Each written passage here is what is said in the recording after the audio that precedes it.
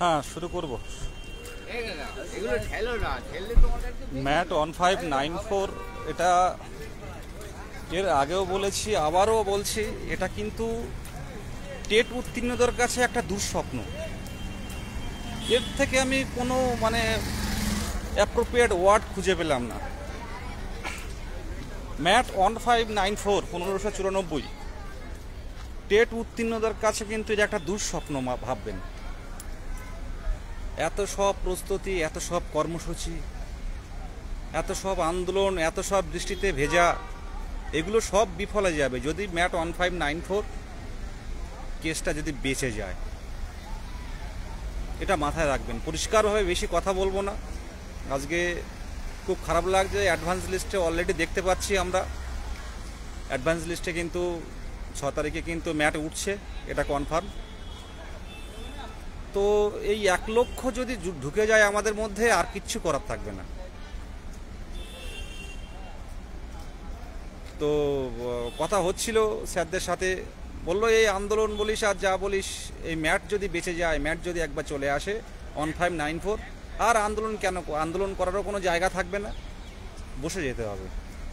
কারণ প্রতিদ্বন্দ্বিতা আপারের মতো অবস্থা তৈরি হবে। আপার প্রাইমারিতে যেমন প্রচুর টেট কোয়ালিফাই করেছিলেন আপারে, যেমন হয়েছিল ঠিক সেই রকম জায়গায় গিয়ে দাঁড়াবে।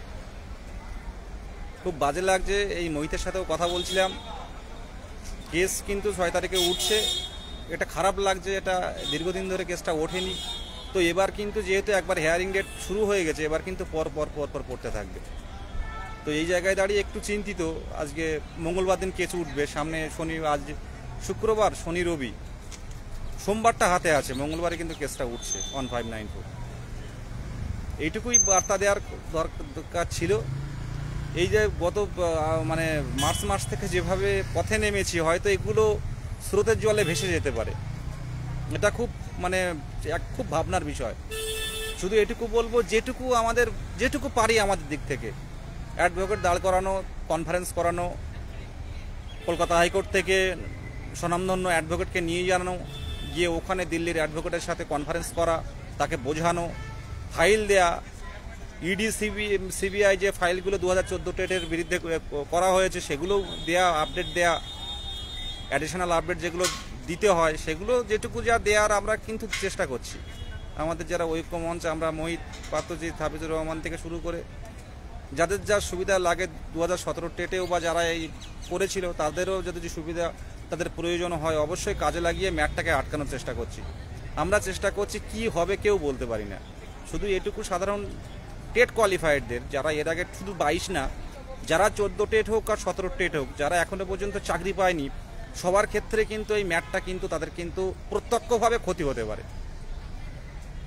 শুধু 22-এর কথা বলছি না, 2017 যারা টেট কোয়ালিফাইড হয়েও এখনো চাকরি পায়নি, 2014 যারা টেট কোয়ালিফাই করে এখনো পর্যন্ত চাকরি পায়নি, তাদের কথা বলছি। সবাই কিন্তু প্রত্যক্ষভাবে ক্ষতি হবে ম্যাট চলে আসলে। তো আমাদের দিক থেকে যেটুকু পারি আমরা সবাই ফান্ডিংটুকু আজকে করুন। আজকের দিনটা কিন্তু আমি আলোচনা করে এই বেরিয়ে আসি, এত মনটা খারাপ লাগছে যে যেটুকু স্বপ্ন ছিল, অনেকটাই স্বপ্ন, সেই স্বপ্ন কিন্তু ম্যাট চলে আসলে কিন্তু আর থাকবে না। পরিষ্কারভাবে বলে দিচ্ছি। আজকে স্যারও বললেন যে ম্যাট চলে আসলে, ম্যাট যদি বেঁচে যায় তাহলে ভাববি এইসব আন্দোলন, এত কিছু কিন্তু বৃথা হয়ে যাবে, এত হারে কম্পিটিশন বাড়বে। আর ওরা একবার যদি টেট কোয়ালিফাই করতে পারে, ওদের অবস্থাটা কি হবে এ আর বলতে বাকি থাকে না। কেস আপডেট গ্রুপে যারা আছে জিজ্ঞাসা করতে পারেন যে কি অবস্থা হতে পারে। এখনো পর্যন্ত যারা বোঝোনি তাদের ক্ষেত্রে আমি বলবো যে একটু এখনো বোঝো, ঘুমটা ভাঙিনি যারা। 2014 টেটেরও বলবো যারা এখনো পর্যন্ত চাকরি পায়নি, 2017 টেটকেও বলবো যারা এখনো পর্যন্ত চাকরি পায়নি। এই ম্যাটটা কিন্তু একটা আমাদের টেট পাসদের জন্য কিন্তু একটা একটা ক্ষতিকর, খুব ক্ষতিকর। এটুকুই বলার। এই এসে আজকে খুব বৃষ্টি হচ্ছে, সেই অবস্থায় ভিজে ভিজে আসলাম।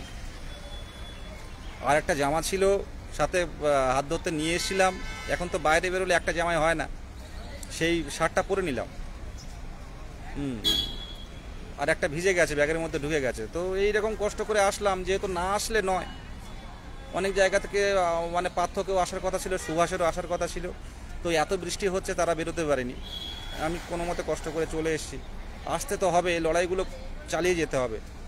তো চেষ্টা করছি যেটুকু করার, আমাদের দিক থেকে যতটুকু সম্ভব চেষ্টা করছি। আপনাদের দিক থেকে যারা ফান্ডিং করেননি, এর আগে যারা ম্যাটে করেছেন কিন্তু এই হেয়ারিংয়ে যারা করেননি, ফান্ডিংটুকু করুন। আমাদের দিক থেকে আমরা চেষ্টা করি, নাহলে অনেক স্বপ্ন, কিন্তু সত্যি কথা বলছি, অনেক স্বপ্ন হারিয়ে যাবে। যারা এই বৃষ্টিতে ভিজে কলকাতা টু ধর্মতলা এই মিছিলে বৃষ্টিতে ভিজে যাদের শরীর এখনও পর্যন্ত ঠিক হয়নি, তাদের স্বপ্নটাও কিন্তু তলিয়ে যাবে। এটা কথাটা কিন্তু কথার কথা নয়, কথাটা কিন্তু সত্য কথা। কথাটা কিন্তু সত্য কথা। আমার এই লাইভ রেকর্ডিং করে রাখতে পারেন। যদি ম্যাট বেঁচে যায়, 1594 যদি বেঁচে যায়, এর থেকে ভয়ঙ্কর কিছু হতে পারে না। পুরোটাই চেঞ্জ হয়ে যাবে, প্রাথমিক টেটটা পুরোটাই চেঞ্জ হয়ে যাবে। আমাদের দিক থেকে আমরা চেষ্টা করছি। আপনারা যারা চাকরি প্রার্থী যারা আছেন, আপনারা সাহায্যের হাত বাড়িয়ে দিন। যতটা সাহায্য করতে পারবেন ততটা কিন্তু আমরা অ্যাডভোকেট দিতে পারবো এবং লড়াইটা চোখে চোখ রেখে করতে পারবো।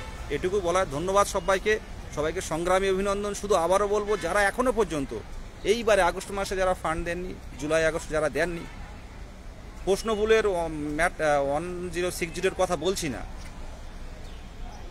1060 নয়, ম্যাট 1594 সুপ্রিম কোর্টের যে কেসটা আমাদের আছে, যারা নতুন তাদের জন্য বলছি আমি কথাটা, তারা ফান্ডিংটুকু করুন। সংগ্রামী অভিনন্দন। লড়াই শেষ পর্যন্ত জারি থাকবে, তবে এটা খুব চাপের লড়াই। সুপ্রিম কোর্টের লড়াইটা, শীর্ষ আদালতের লড়াইটা, এটা কিন্তু খুব চাপের লড়াই। এই লড়াইটা যদি বেঁচে যেতে পারি, আশা রাখছি আমরা বেরিয়ে যাব। ধন্যবাদ সবাইকে।